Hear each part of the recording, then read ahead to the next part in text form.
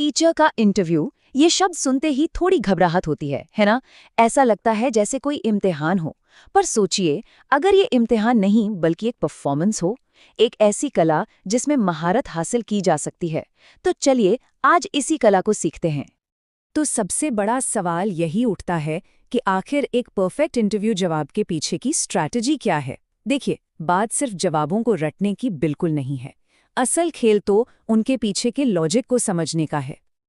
और वो लॉजिक ये है कि हर सवाल को एक मौके में बदल दिया जाए। इंटरव्यू में पूछा गया हर सवाल सिर्फ एक सवाल नहीं है, ये एक मौका है अपनी काबिलियत, अपनी सोच और अपनी वैल्यू दिखाने का। तो शुरू करते हैं पहले हिस्से से, अपनी प्रोफेशनल कहानी तैयार करना। एक मजबूत इंटरव्यू की नींव, आप कह सकते हैं, यहीं से रखी जाती है, एक क्लियर और दमदार कहानी से। ये 2 सवाल, अपने बारे में बताइए और आप टीचर क्यों बनना चाहते हैं, ये तो लगभग हर इंटरव्यू में आते ही आते हैं। और एक बात समझ लीजिए, इंटरव्यू लेने वाला आपका रिज्यूमे दोबारा नहीं सुनना चाहता। वो तो आपकी प्रेरणा, आपका जुनून, इस प्रोफेशन के लिए आपका डेडिकेशन देखना चाहता है। तो एक मजबूत जवाब कैसे बनाएं? देखिए, इसकी रेसिपी कुछ ऐसी है। सबसे पहले अपनी क्वालिफिकेशन बताइए, बीएड, सीटेट, एसटीईटी जो भी है। फिर अपने एक्सपीरियंस जैसे इंटर्नशिप के बारे में बताइए, और फिर इन दोनों को अपने जुनून से जोड़ दीजिए। ये बताइए कि टीचिंग सिर्फ एक नौकरी नहीं बल्कि एक बहुत बड़ी जिम्मेदारी है। चलिए अब आते हैं दूसरे पार्ट पर, अपने टीचिंग स्किल्स को कैसे दिखाएं। यहाँ बात होगी कि एक टीचर के तौर पर आपकी आर्ट और आपकी फिलॉसफी क्या है, उसे सामने कैसे रखना है। आपकी टीचिंग मेथोडोलॉजी क्या है? ये एक बहुत ही क्लासिक सवाल है। इंटरव्यूअर असल में ये जानना चाहता है कि आपका पढ़ाने का स्टाइल क्या है। क्या पुराने तरीकों पर ही अटके हैं या फिर मॉडर्न तरीकों को अपनाते हैं? और यहीं पर एक बहुत ज़रूरी टर्म आता है, स्टूडेंट सेंटर्ड लर्निंग। ये एक ऐसा मॉडर्न और असरदार तरीका है जहां टीचर सिर्फ लेक्चर नहीं देता बल्कि स्टूडेंट्स को सीखने की पूरी प्रोसेस में एक्टिवली शामिल करता है। अब इन दोनों तरीकों में फ़र्क देखिए। पारंपरिक तरीका मतलब रटना रटना और बस रटना। वहीं स्टूडेंट सेंटर्ड तरीका वो सीखने को एक्टिव और मज़ेदार बनाता है।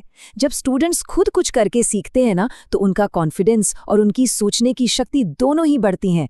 और ये जवाब दिखाता है कि आप सिर्फ पढ़ाते नहीं बल्कि स्टूडेंट्स को काबिल बनाते हैं। ठीक है, अब थियोरी से हटकर थोड़ा प्रैक्टिकल होते हैं।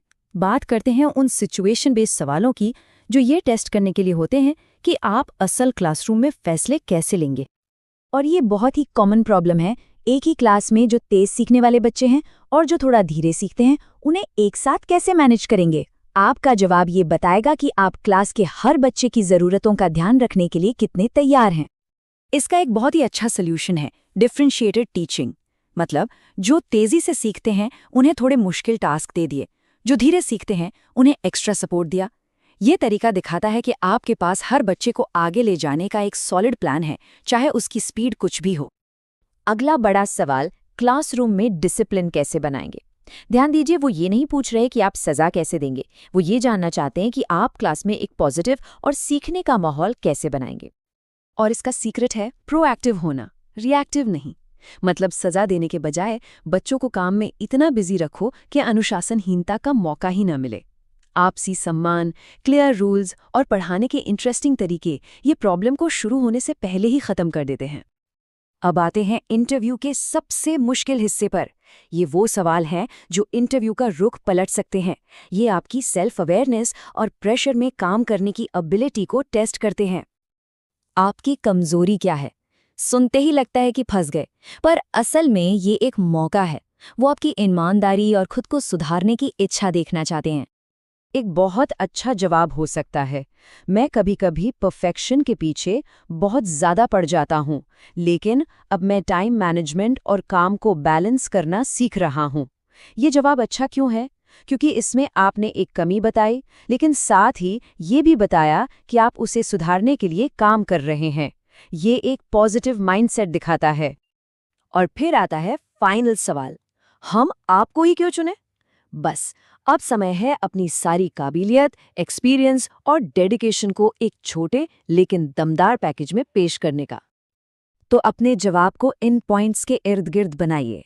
सबसे पहले अपनी क्वालिफिकेशन, फिर बताइए कि आप मेहनती और अनुशासित हैं। अपने सब्जेक्ट की मजबूत नॉलेज का जिक्र कीजिए। और आखिर में ये बताइए कि आप सिर्फ एकेडमिक्स पर नहीं, बल्कि बच्चों के ओवरऑल डेवलपमेंट के लिए भी पूरी तरह से डेडिकेटेड हैं।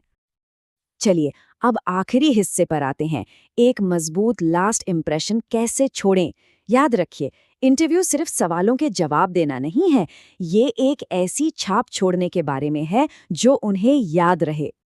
और जब वो पूछें क्या आपका कोई सवाल है, तो कभी भी ये मत कहिए नहीं कोई सवाल नहीं है। ये दिखाता है कि आपको कोई इंटरेस्ट नहीं है। असल में ये आपके लिए एक मौका है अपनी दिलचस्पी और प्रोफेशनलिज्म दिखाने का। तो एक स्मार्ट सवाल पूछिए, स्कूल के कल्चर के बारे में पूछिए, या टीचर्स के लिए प्रोफेशनल डेवलपमेंट के क्या मौके हैं ये पूछिए। ये दिखाता है कि आप सिर्फ एक जॉब नहीं, बल्कि एक करियर देख रहे हैं और स्कूल के साथ मिलकर आगे बढ़ना चाहते हैं। और आखिर में इंटरव्यू वाले दिन के लिए कुछ फाइनल टिप्स। आवाज में कॉन्फिडेंस रखिए, चेहरे पर एक हल्की सी स्माइल और आई कांटेक्ट बनाए रखिए। आपका टोन हमेशा रिस्पेक्टफुल होना चाहिए और जवाब छोटे लेकिन दमदार दीजिए। तो आखिर में बस ये एक सवाल, जब आप इंटरव्यू रूम से बाहर निकलें तो आप कौन सा एक शब्द अपने पीछे छोड़ना चाहेंगे? वो एक शब्द क्या होगा जो इंटरव्यू लेने वाले के दिमाग में आपके लिए रह जाए? कॉन्फिडेंट, डेडिकेटेड या प्रोफेशनल? इस पर जरूर सोचिए, क्योंकि यही एक शब्द आपकी पूरी तैयारी को सही दिशा देगा।